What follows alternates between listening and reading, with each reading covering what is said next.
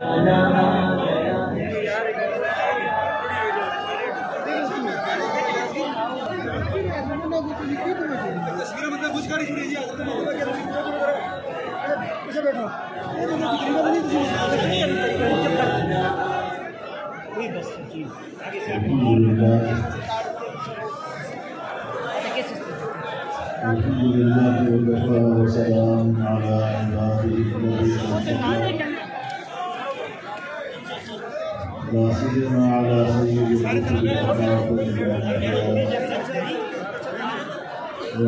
آله وصحبه ومن بهديه مهتدى.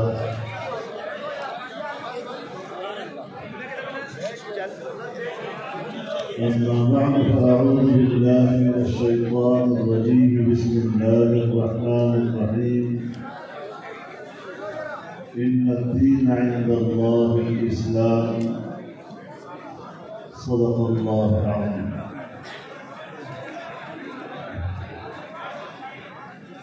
جناب صدر محترم، حضرات علماء کرام، خادمین ہزارہ کے انتہائی معزز حضرات، میرے بزرگوں، دوستوں اور بھائیوں،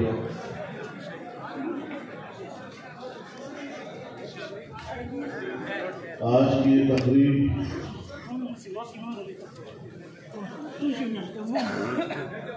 ایک ایسے موقع پر منعقد کی جا رہی ہے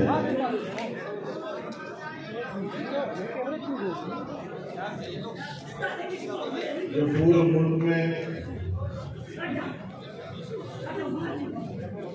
پورے ملک میں عوام میں اضطراب ہے،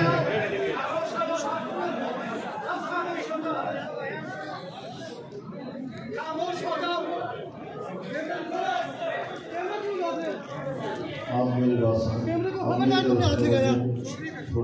کیمرے کو کیوں ہاتھ لگا رہے ہو؟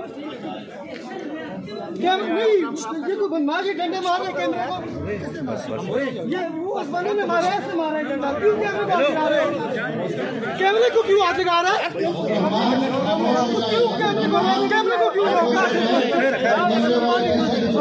ویسے باہر نکال دو گے؟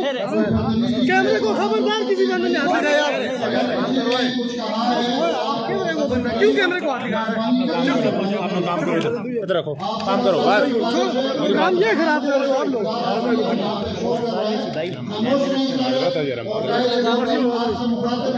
کیمرے کو لگے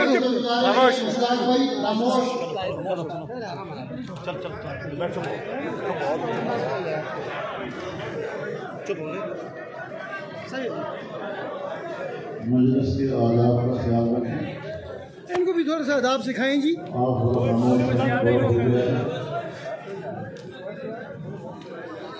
کسی کو بھی مجلس کے آداب کے خلاف آواز نکالنے کی اجازت نہیں ہے، چاہے وہ صحافی ہو، چاہے وہ مولوی ہو، چاہے وہ وکیل ہو، چاہے جو بھی ہو۔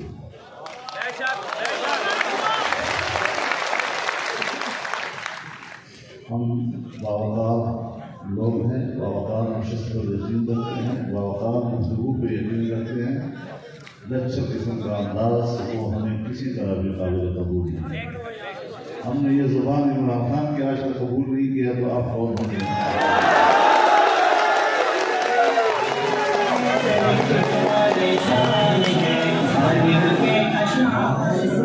محترم دوستوں، ایک ایسے وقت میں اس اجتماع کا انعقاد ہو رہا ہے جب اس صوبے کے عوام کی ایک رائے بلدیاتی انتخابات میں منظر عام پر آ چکی ہے۔ یہ ہے عوام کی وہ رائے کہ جب طاقتور قوتیں ذرا پیچھے ہٹ گئی، طاقتور قوتیں ذرا غیر جانبدار ہو گئی تو دودھ کا دودھ، پانی کا پانی ہو گیا۔ یہ صوبہ جمعیت علماء اسلام کا ہے اور یہاں پر بیرونی ایجنٹ آئندہ حکومت نہیں کر سکیں گے انشاءاللہ۔ میرے محترم دوستو، میں سب سے پہلے خطہ ہزارہ کے ان سپوتوں کو، ان اکابرین کو، قوموں قبیلوں کے بڑوں کو جو آج جمعیت علماء اسلام میں شامل ہوئے ہیں، ان کو دل کی گہرائیوں سے خوش آمدید کہتا ہوں اور دعا کرتا ہوں کہ اللہ تعالی ان کے اس فیصلے کو جمعیت علماء اسلام کی تقویت کا سبب اور ذریعہ بنائے اور اللہ تعالی اپنی رضا کا سبب اور ذریعہ بنائے۔ میرے محترم دوستوں،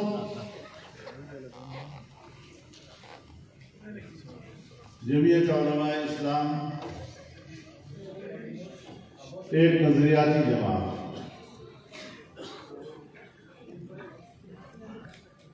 100 سالہ اس کی تاریخ اور اس کی عمر مکمل ہو چکی ہے۔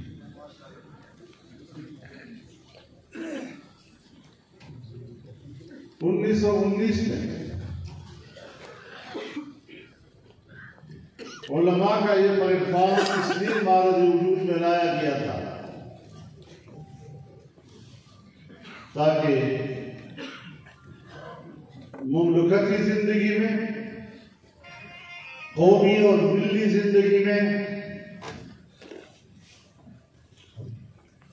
قرآن و سنت کی روشنی میں قوم کی رہنمائی کی جا سکے۔ انفرادی مسئلے میں تو ایک فرد عالم کی رائے میں حجت ہوتی ہے۔ کسی کو نماز میں غلطی ہو گئی، روزے میں غلطی ہو گئی، زکوٰۃ کے مسئلے میں، نکاح طلاق کے مسئلے میں، میراث کے مسئلے میں، تو ہم مدرسے کے مفتی کے پاس جاتے ہیں، گاؤں کے مولوی صاحب کے پاس جاتے ہیں، استاد کے پاس جاتے ہیں۔ مولوی صاحب مجھ سے تو یہ مسئلہ مجھے واضح نہیں، میں نے کیسے عمل کیا ہے یا میں نے کیا کرنا ہے، میری رہنمائی فرمائیے۔ تو اس کی انفرادی معاملے میں ایک فرد عالم اپنی رائے دیتا ہے اور اس کی رہنمائی کر دیتا ہے۔ لیکن قوم کے اجتماعی معاملات میں ایک فرد عالم کی رائے کافی نہیں ہے۔ اس لیے اس بات کا باقاعدہ انتظام کیا گیا کہ علماء کا ایک فورم ہونا چاہیے جہاں قرآن و سنت کی روشنی میں قوم کی اجتماعی زندگی میں ان کی رہنمائی کی جا سکے۔ حضرت شیخ الہند رحمہ اللہ نے اس کا آغاز کیا اور جس خلوص دل کے ساتھ اس سفر کی بنیاد رکھی گئی، آج اسی خلوص کی برکت ہے کہ پاکستان میں جمعیت علماء کو آج قوم کی اور عوام کی حمایت اور اس کا بھرپور اعتماد حاصل ہے۔ میرے محترم دوستو،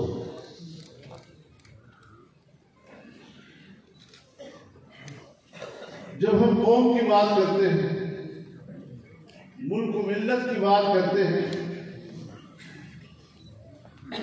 تو دو چیزیں بہت اہم ہیں۔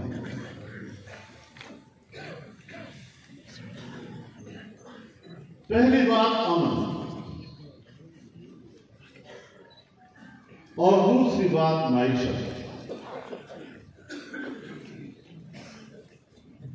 امن بہت چھوٹا لفظ ہے، 3 حروف کا لفظ، لیکن یہ تمام تر انسانی حقوق کا احاطہ کرتا ہے، اور تمام تر انسانی حقوق کے تحفظ کا نام امن ہے۔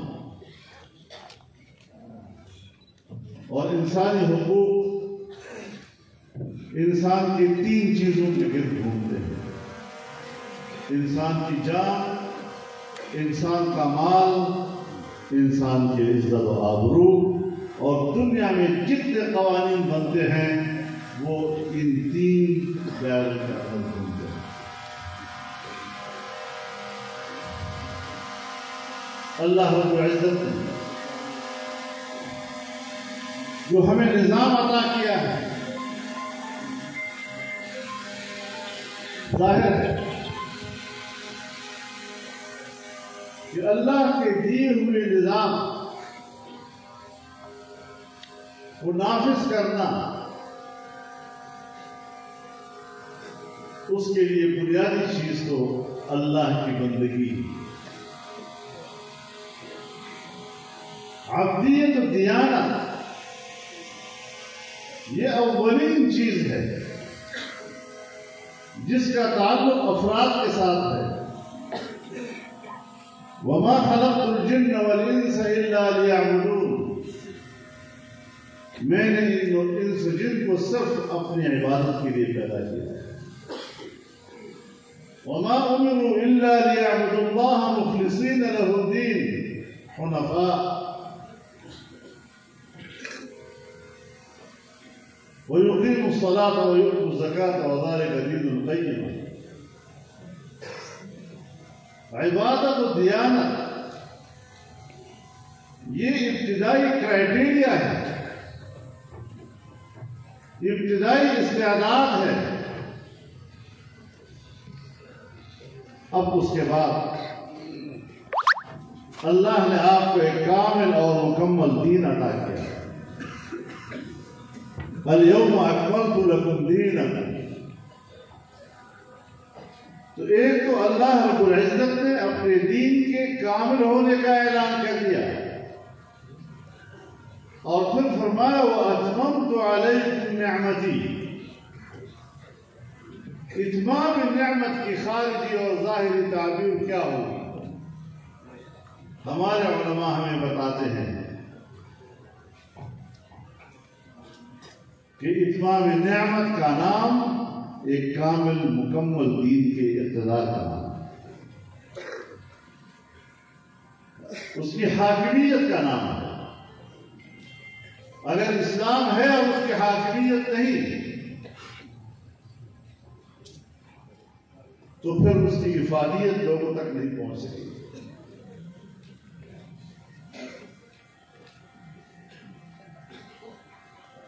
تو اقتدار تک لانے کے لیے راستہ سیاست کا ہے۔ اب ہمارے جیسے ملکوں میں جہاں زیادہ تر انگریز کا فلسفہ چلتا ہے، اور جب انگریز ہم پر قابض تھا اور جب ہم انگریز کی کالونی تھے تو اس نے سیاست کو ایک دنیا کے کاروبار کی طرف متعارف کرایا، اور سیاست انہی کا حق ہے جو دنیا دار ہیں، جو جاگیردار ہیں۔ دیندار آدمی کا سیاست سے کیا تھا؟ مولوی صاحب کو کہا کرتے ہیں نا، مولوی صاحب آپ تو بڑے شریف آدمی ہیں، آپ سیاست کیوں کرتے ہیں؟ تو اس کا معنی یہ ہے کہ جو سیاست کرتا ہے تو بدماش ہوتا ہے۔ سیاست ایک مقدس لفظ ہے جس کے بغیر دین کا مکمل ہونا ممکن نہیں ہے۔ انبیاء کا وظیفہ ہے، اور اللہ رب العزت نے جناب رسول اللہ صلی اللہ علیہ وسلم کو دین ابراہیمی کے پیروی کرنے کا حکم دیا ہے۔ ان اتبع ملت ابراہیم حنیفا۔ اب ملت ابراہیم، اس کی اطاعت کا حکم دینا ظاہر ہے کہ دین ابراہیمی عالمگیر تھا. انی جاعلک للناس اماما. اللہ نے حضرت ابراہیم کو فرمایا کہ میں تجھے پوری انسانیت کا امام بنانے والا ہوں. چنانچہ ساری انسانیت کا امام بننے کے بعد وہ پیغمبر جس نے ساری زندگی بتوں کے خلاف جنگ لڑی، شرک کے خلاف جنگ لڑی، اللہ کی وحدانیت کی بات کرتے رہے، بندے اور رب کے درمیان تعلق بناتے رہے، اور یہی ان کی تبلیغ ہوتی تھی. لیکن جب مقامی امامت پر فائز ہوئے، اب آپ کی گفتگو کا انداز تبدیل ہو گیا، اور اب آپ اللہ سے کہتے ہیں وَإِذْ قَالَ إِبْرَاهِيمُ رَبِّ اجْعَلْ هَٰذَا بَلَدًا آمِنًا وَارْزُقْ أَهْلَهُ مِنَ الثَّمَرَاتِ مَنْ آمَنَ مِنْهُم بِاللَّهِ وَالْيَوْمِ الْآخِرِ. اب اللہ سے امن مانگتے ہیں اور اللہ سے خوشحال معیشت مانگتے ہیں، اور صرف اللہ اور یوم آخرت پر ایمان لانے والوں کے لیے مانتے ہیں. اللہ نے فرمایا نہیں قال ومن کفر فأمتعه قلیلا. میں دنیا کی زندگی میں تو کافر ہوئی تمام انسانیت کے لیے یہ امن اور خوشحال معیشت کا پیغام لے کر آیا. اب ظاہر ہے کہ جب حضرت ابراہیم کا دین اور آپ کا نظام تمام انسانیت کے لیے، اور آپ بھی پوری انسانیت کے امام، اور جناب رسول اللہ صلی اللہ علیہ وسلم کو آپ کی پیروی کا حکم، ملت ابراہیم پر چلنے والے آخری پیغمبر،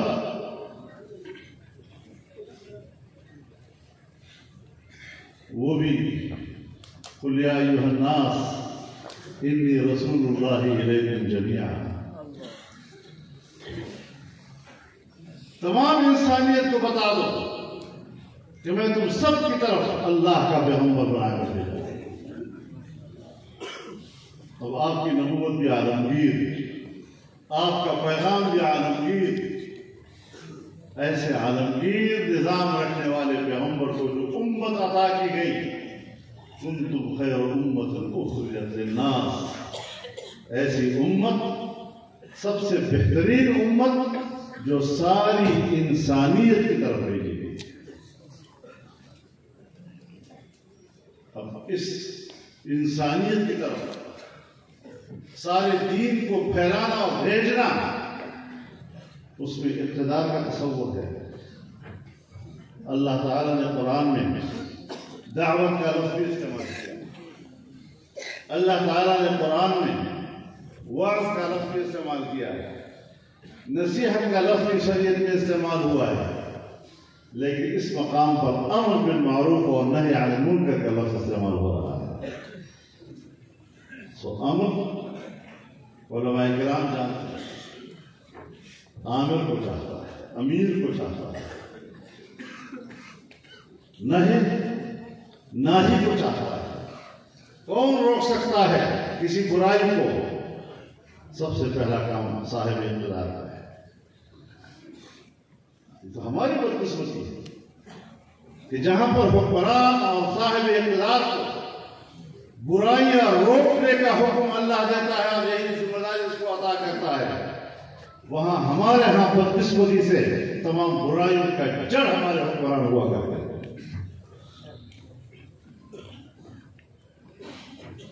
تو جب برائیوں کا جڑ ہمارے حکمران ہے تو پھر ایسے حکمرانوں کو جڑ سے اکھاڑ پھینکنے بھی قوم کو فریضہ بن جاتا ہے.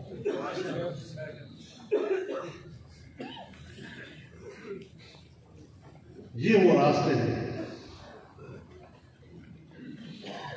جو اللہ رب العزت نے ہمیں عطا کیے ہیں.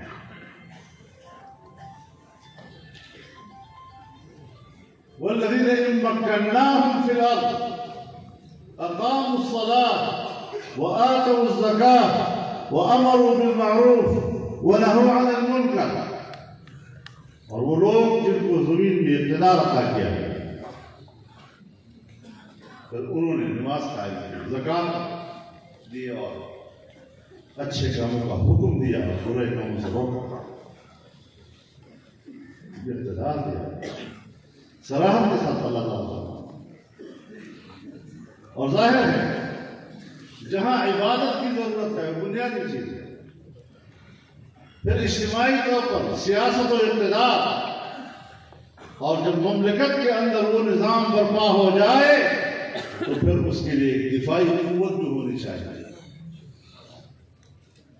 جس کو آج کے دور میں ہم اپنی فوج کہتے ہیں، تاکہ اس کا تحفظ کیا جا سکے، اس کی سرحدات کا تحفظ ہو سکے۔ وَأَعِدُّوا لَهُم مَّا اسْتَطَعْتُم مِّن قُوَّةٍ وَمِن رِّبَاطِ الْخَيْلِ تُرْهِبُونَ بِهِ عَدُوَّ اللَّهِ وَعَدُوَّكُمْ، پھر دشمن کے مقابلے میں جتنا آپ سے ہو سکے اپنی طاقت بڑھاؤ، پھر اسلحے کی طاقت بھی بڑھانی ہے، ایک بھی طاقت بھی بننا ہے۔ آج اگر امریکہ کہتا ہے اور اس کے مغربی اتحادی کہتے ہیں کہ انسانی حقوق کے کوئی سرحدات نہیں، اور جہاں پر بھی انسانی حق کا مسئلہ پیدا ہوگا ہمیں وہاں سے دوڑ کر اس ملک میں مداخلت کرنے کا حق حاصل ہے، ہم بھی مانتے ہیں انسانی حق ہے، لیکن آپ صرف انسانی حق کی بات کرتے ہیں۔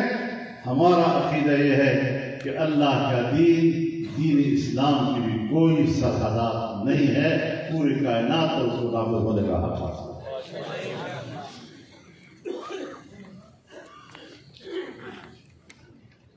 جیسے زمانے کے ساتھ ساتھ چلنا ہوتا ہے، جہاں لفظ کتاب آیا ہے وہاں ساتھ حکمت کا لفظ بھی آیا ہے، بار بار کتاب بھی ہے جو تعلیمات و احکامات سے بھرپور ہے، لیکن اس پر عمل درآمد کے لیے حکمت بھی ہے۔ تو اس اعتبار سے ایک طالب علم کے طور پر میں یہ سمجھتا ہوں کہ کسی بھی ریاست کے لیے سب سے اہم چیز متمدن دنیا کے اندر اس کی مستحکم معیشت ہوا کرتی ہے۔ کسی زمانے میں کسی ریاست کی بقا کا مدار عسکری قوت پر ہوا کرتا تھا، وہ قبائلی ماحول ہوتا تھا، لیکن آج کے متمدن دور میں خوشحال معیشت، انسانی حقوق کا تحفظ، یہ بنیادی چیز ہوا کرتی ہے۔ ہمارے ہاں بھی آج کل قومی سلامتی پالیسی بنائی جائے، نیشنل سیکورٹی پالیسی۔ کس چیز کی national security policy? National policy بن رہی ہے، پارلیمنٹ بے خبر، اور پارلیمنٹ کو اسی لیے بے خبر رکھا جا رہا ہے کہ وہ بھی اس بات کا اعتراف کر رہے ہیں کہ یہ پارلیمنٹ ہے جعلی، اس کو اعتماد میں لینے کی ضرورت نہیں ہے، ورنہ کہاں اتنی بڑی پالیسی ابھی تک خفیہ بھی رکھی گئی ہے، کہتے ہیں دھیرے دھیرے قوم کے سامنے لائیں گے، دھیرے دھیرے۔ اب ہمارے ذہنوں میں طالب علم کے طور پر سوالات اٹھتے ہیں کہ ہمارے ملک کے اندر جو ہماری ماضی کے اندر نیشنل سیکورٹی پالیسی رہی ہے، اگر ہم جنرل ایوب کے دور کو دیکھیں، ہمارے 3 دریائیں اس نے ہندوستان کو بیچ دی، اور بقیہ دریاؤں کے لیے بھی کوئی بین الاقوامی پابندی ہندوستان پہ نہیں ہے، اور وہ دریاؤں پہ ڈیم بنائے جا رہے ہیں، اور وقت آئے گا کہ آپ کا پنجاب بنجر ہو جائے گا۔ ہمارے قوم کی معیشت کا مستقبل تاریخ کر کے ہمارے دریاؤں کو کس قیمت پر بیچا گیا؟ کیا یہ تھی ہماری قومی سلامتی پالیسی؟ اور پھر اسی قومی سلامتی پالیسی کے تحت ہم نے بنگال میں فوجیں بھیجی، اور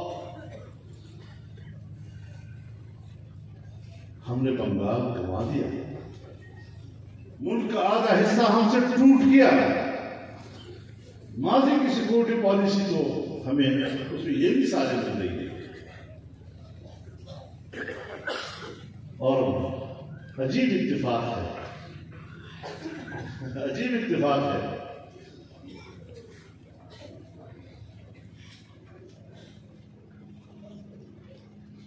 کہ ہندو حکمران کے سامنے بھی نیازی سرنڈر ہوا تھا، اور آج بین الاقوامی مالیاتی اداروں کے سامنے بھی ایک نیازی سرنڈر ہو رہا ہے۔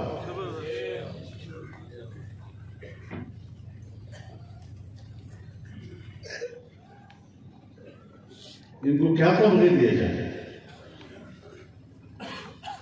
ہمارے ملک میں ایسے لوگوں کو بھی تمغے جرأت دیے جاتے ہیں، ایسے لوگوں کو بھی تمغے بصارت دیے جاتے ہیں، ان کے سینوں پر بھی تمغے سجائے جاتے ہیں۔ ماضی کی سیکورٹی پالیسی پر نہیں لگا۔ ہم نے کارگل پہ حملہ کیا اور کارگل کے محاذ پر جنگ چھیڑی، یہ بھی کیا ہماری ایک سلامتی کی پالیسی کا حصہ؟ بین الاقوامی فورم پر جو ہم بیٹھیں گے تو پھر میں اور آپ جواب دہ نہیں ہیں، صرف ریاست جواب دے۔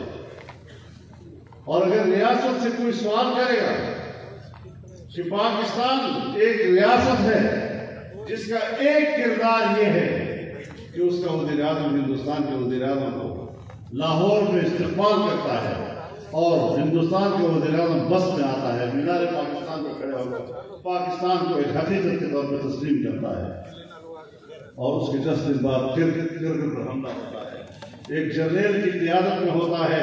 ایک ملک کے دو متضاد کردار، کیا اس طرح متضاد کردار یہ ہے پاکستان کی سیکورٹی پالیسی کا نام؟ میں آج پوچھنا چاہتا ہوں کہ وہ کشمیر،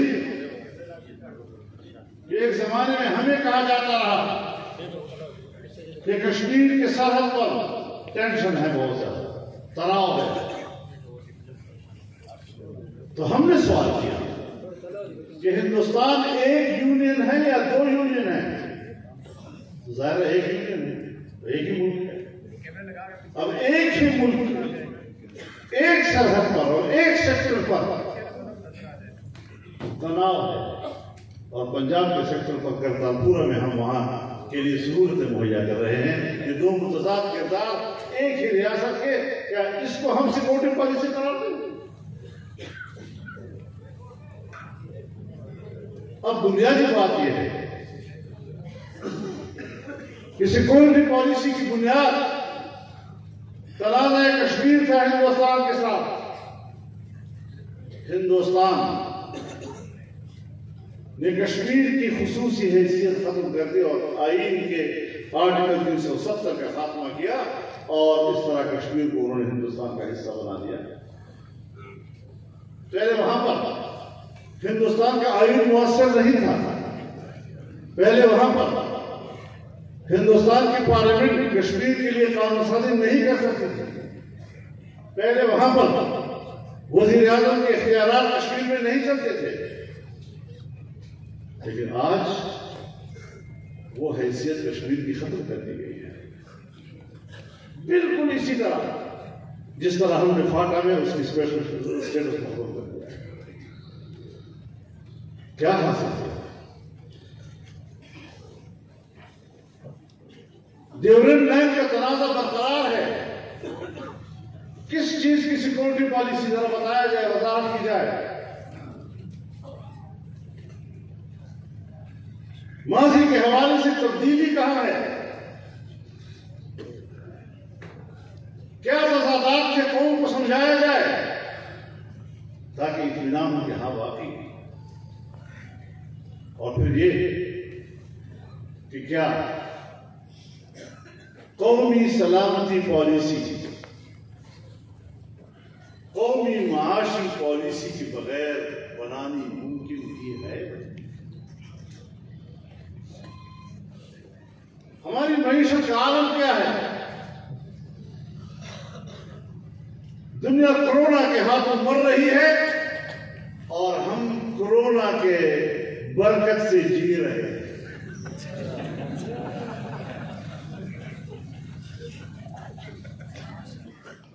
اور اس وقت میں جو پاکستان کو مدد ملی ہے اسی پہ گزارا چل رہا ہے، اور حساب کتاب کوئی نہیں۔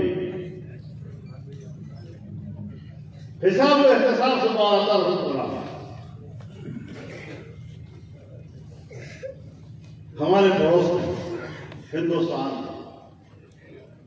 جس کا سالانہ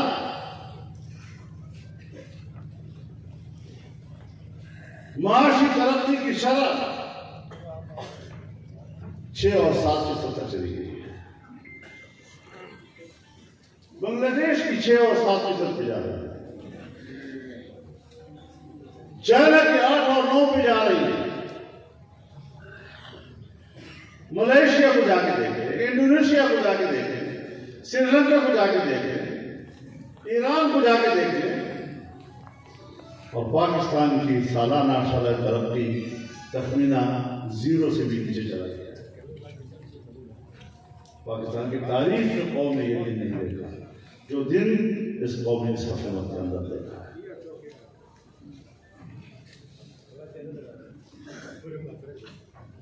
ہم کہتے ہیں چائنا ہمارا دوست، ایسا دوست کہ جس کی دوستی ہمالیہ سے بلند، جس کی دوستی سمندر سے گہری، جس کی دوستی شہد سے میٹھی، جس کی دوستی لوہے سے مضبوط۔ 70 سال تک ہم یہ درس قوم کو دیتے رہے، نئی نسلوں کو دیتے رہے۔ آج جب چائنا کی اور پاکستان کی دوستی اقتصادی دوستی میں تبدیل ہوئی اور سپیک کا منصوبہ پاکستان میں آیا، 70 ارب ڈالر کی انویسٹمنٹ اس نے پاکستان میں کرنا چاہیے، یہاں سے ابتدا کیا ہے۔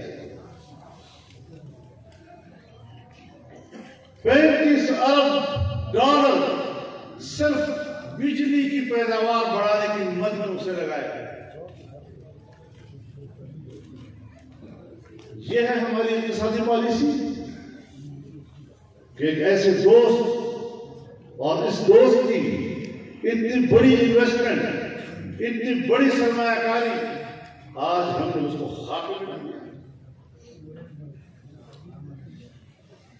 اور ہمارا جعلی وزیر اعظم جاتا ہے، یہ تو فلسفے پڑھاتا ہے نا، جب کوئی گونگی مارتا ہے کہتے میرا فلسفہ میرا ویژن، اور کیا کریں؟ وہاں جا کر کہتا ہے پاکستان میگا پروجیکٹس کا متحمل نہیں ہے، ہم تو میڈیم لیول اور مائکرو لیول کا کاروبار کرنا چاہتا ہے۔ مجھ جیسا کہ معیشت سے نابلد بھی اتنا تو جانتا ہے کہ مائکرو لیول کی کاروبار یہ فرد کا فرد کے درمیان معاملہ ہے۔ ایک آدمی کہتا ہے میں مرغی بیچتا ہوں، دوسرا کہتا ہے ہاں یہ پیسے لے لیں، انڈا بیچتا ہے انڈا خریدتا ہے، کٹا بیچتا ہے کٹا خریدتا ہے، ایک پلاٹ بیچتا ہے پلاٹ خریدتا ہے، گھر بیچتا ہے گھر خرید دیتا ہے۔ پبلک ٹو پبلک آپس میں معاملات ہوتے ہیں، اس کے بین الاقوامی کاروبار سے کیا تعلق ہے؟ میڈیم لیول کا پبلک اور ریاست کے درمیان کہ کاروبار کے ایک ایسے لیول پر آپ جاتے ہیں جہاں آپ ایک یونٹ بناتے ہیں، آپ بینک سے قرضہ لیتے ہیں، اسٹیٹ آپ کو قرضہ مہیا کرتا ہے۔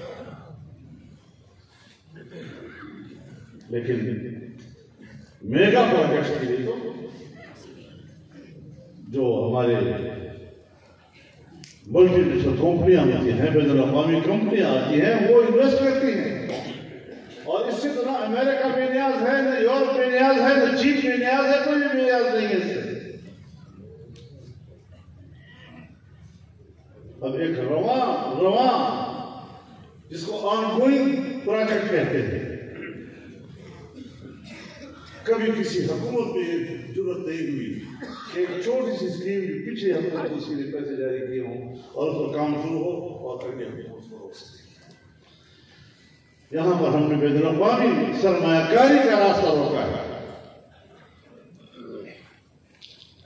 اس سے بڑا جرم بھی کسی حکومت کا اور ہو سکتا ہے۔ میں اس کو نااہلی سے تعبیر نہیں کرتا، میں اس کو قومی جرم کی حیثیت سے دیتا ہوں۔ جیسے ملک کی معیشت کا بیڑا کرتا ہے، لوگوں کو نہ کھلا سکتے ہو نہ پلا سکتے ہو، اور لوگ ہیں کہ بھوک کے مارے وہ خودکشیاں کر رہے ہیں اور اپنے بچوں کو ذبح کر دیتے ہیں، بچوں کو دریا برد کر دیتے ہیں اور کہتے ہیں ہم سے ان کی بھوک نہیں دیکھی۔ عام آدمی کی قوت خرید جواب دے چکی ہے۔ تو ظاہر ہے کہ ہر 6 مہینے 8 مہینے کے بعد ایک بڑا بول بولنا ہوتا ہے ہم کو، قوم کہے ہاں کچھ شاید ہو رہا ہے، کچھ امید کرتے سے ایک آدمی لگ جائے۔ اگر ان باتوں سے اب کچھ نہیں ہوگا، اب ہم تجھے پہچان چکے ہیں، تیری اہلیت کو پہچان چکے ہیں۔ پہلے تو ناجائز حکمران تھا، اب تو نالائق حکمران۔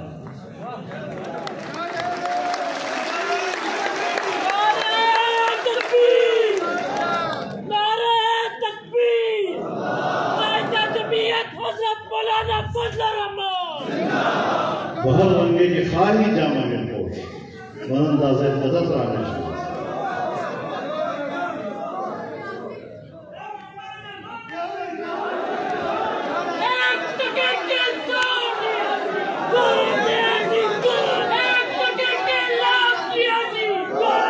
میں ایک بات آپ سے کہنا چاہتا ہوں میرے دوست بات سنو،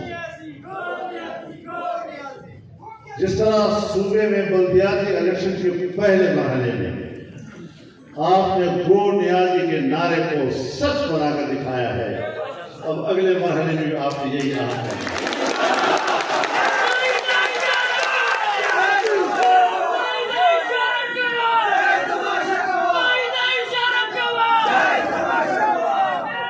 میں آپ کو واضح طور پر کہنا چاہتا ہوں،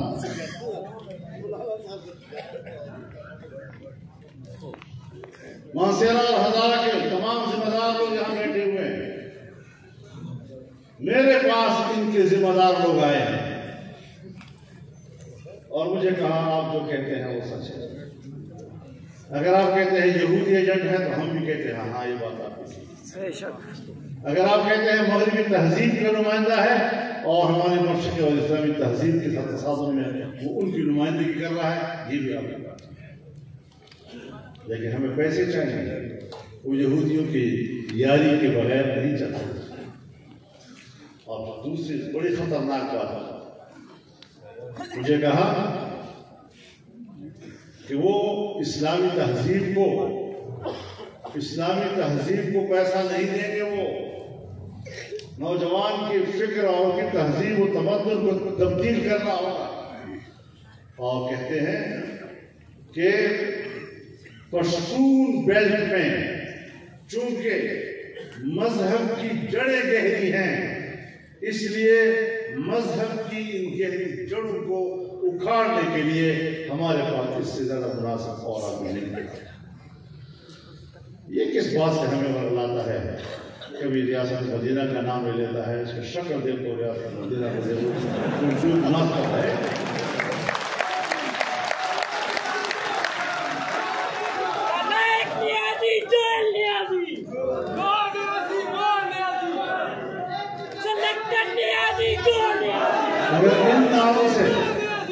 اگر ان ناموں سے ہم کسی حکمران کو تسلیم کرتے تو پھر ضیاء الحق کو تسلیم کر لیتے نا ہم لوگ۔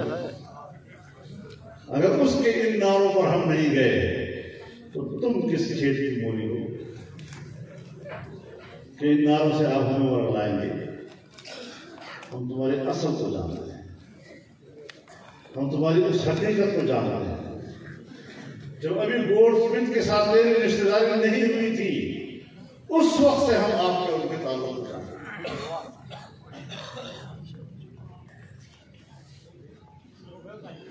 آج ایک نااہل جس نے قوم کو سوائے بھوک کے اور کچھ نہیں کیا. جس طرح ایک بیمار پڑا ہوتا ہے،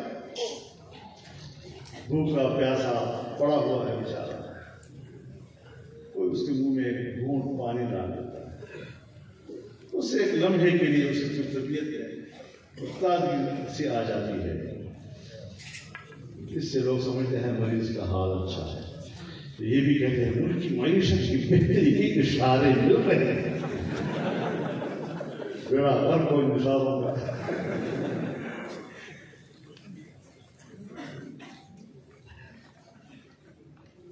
اب ہم نے کیا کیا؟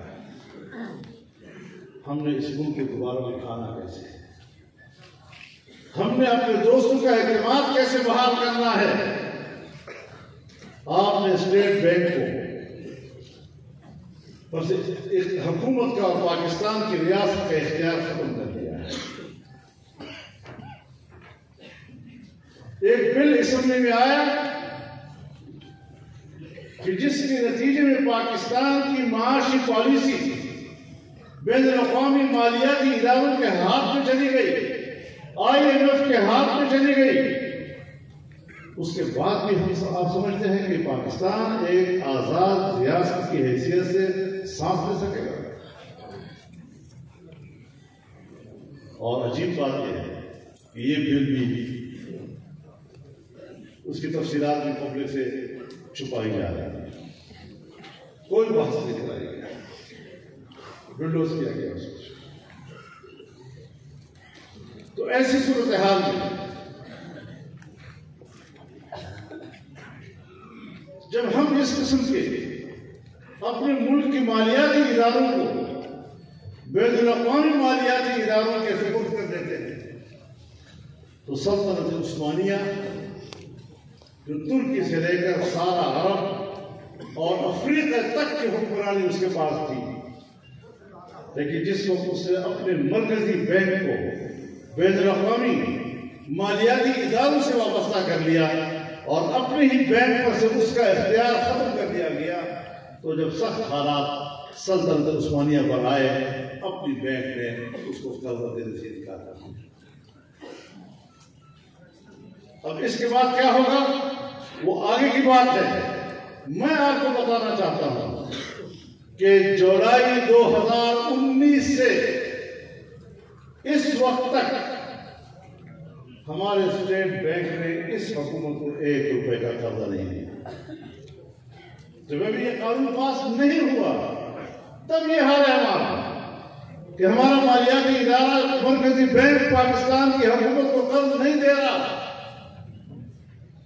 اور تعجب کی بات یہ ہے کہ 5 وزیر خزانہ ہم نے تبدیل کر لیے تھے. اتنے کامیاب لوگ لاتے ہیں، ایک آتا ہے دوسرا چلا جاتا ہے، دوسرا آتا ہے تیسرا، اور اس طرح ہم تبدیل کر رہے ہیں. لیکن اسٹیٹ بینک کے جو صدر ہے اس کو ہم تبدیل نہیں کر رہے. کیوں؟ وہ IMF کا ملازم ہے. جس سے پہلے مصر کی معیشت کا بیڑا غرق کیا اور پاکستان کی معیشت کو تباہ کرنے کے لیے یہاں پر تعینات ہے، اس کو تبدیل نہیں کیا جا سکتا. کیسے مستحکم پالیسی آئی؟ ہم ماضی سے سبق نہیں سیکھتے. تو میرے دوستوں اب کم از کم یہ عہد کر لو کہ ان کی حکمرانی کو ہم نے ختم کر دیا. انشاءاللہ انشاءاللہ.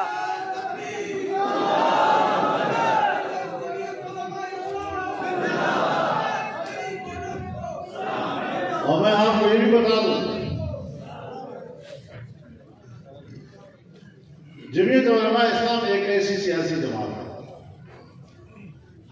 کہ آپ یہ نہیں کہہ سکتے، اور پاکستان کا کوئی شہری یہ نہیں کہہ سکتا کہ ہم نے جو موقف 2018 کی جولائی کے الیکشن کے ایک ہفتے کے اندر ہم نے لیا تھا، اس میں ہم نے کوئی تھوڑا سا جھول بھی دکھایا. अपनी पॉलिसी में इस्तेहकाम और मुस्तहकम पॉलिसियों के तहत ऐसी नाजायज हुकूमत का मुसलसल मुकाबला करना, किसी किस्म का जोर हमारी पॉलिसी में ना आना, इस इस्तेकामत और इस इस्तेहकाम ने आज अवाम में आपका एतमाद बहाल किया है। लोग आपसे उम्मीद रख रहे हैं और हमने कोशिश करनी है कि हम अवाम की उम्मीदों पर पूरा हो सके, उनकी तवक्कुआत पर पूरा हो सके, उनकी मईशत में बेहतरी ला सके। इसीलिए मैंने एक जलसे में कहा था कि मसला ये नहीं है कि मुल्क डूब गया, चैलेंज ये है कि इस मुल्क को दोबारा उठाया कैसे जाएगा।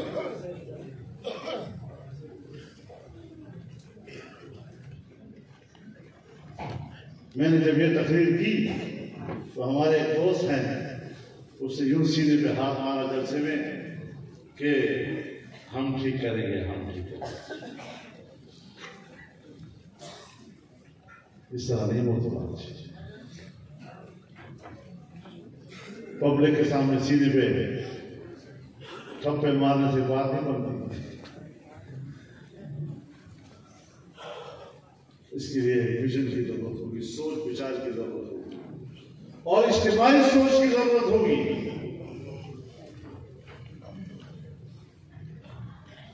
अब ये चीज ऐसी नहीं है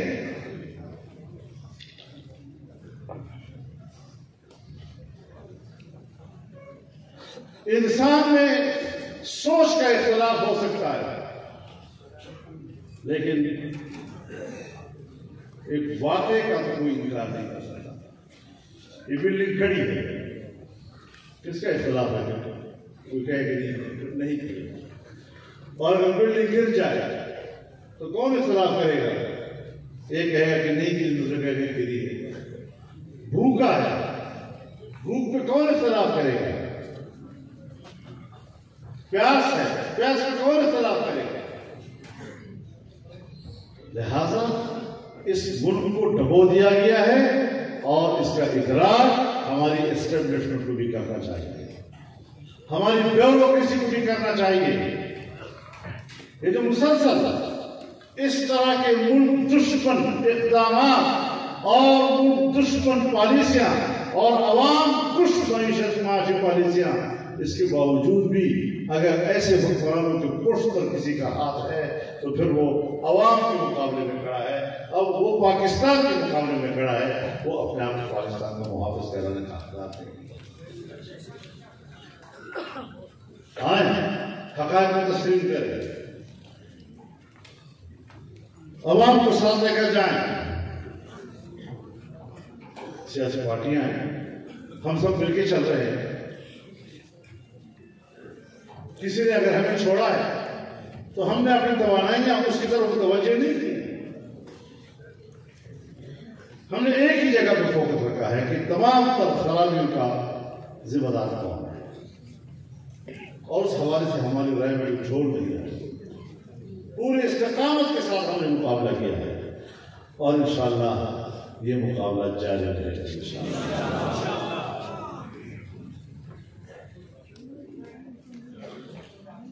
और जब इनको हार हो गई और पहले मरहले में इनको शिकस्त का सामना करना पड़ा, अब बदहवासी में इंतजामिया को तब्दील किया जा रहा है। डीसी तब्दील हो रहे हैं, एसपी तब्दील हो रहे हैं, एसी तब्दील हो रहे हैं, और भला ये आपको मैं वहां तकर्र नहीं करूंगा, खबरदार ये तहसील मुझे मिल जानी चाहिए, यूनियन कौंसिल मुझे मिल जानी चाहिए, इस किस्म के हर पे ये अब नहीं चलेंगे। गांधी के वो सारे किस्से अब तमाम हो चुके हैं और इंशाअल्लाह इंतजामिया भी इस किस्म की हमाकत नहीं करेगी, और अगर करेगी तो फिर उसकी सजा भी पाएगी। तो मेरे मुहतरम दोस्तों, अब क्या ख्याल है, अगले मरहले के लिए हज़ारा तैयार है? भरपूर तौर पर तैयार है। अब आप निकलें, मैदान में आए और गांव-गांव पहुंचे और हर दरमंद के दरबान बने اور ان تک پہنچ کر ان کو امید دلائیں۔ انشاءاللہ العزیز یہ صوبہ آپ کا ہے اور انشاءاللہ آپ ہی کا رہے گا۔ اللہ تعالی ہمارا حق ناصر ہو۔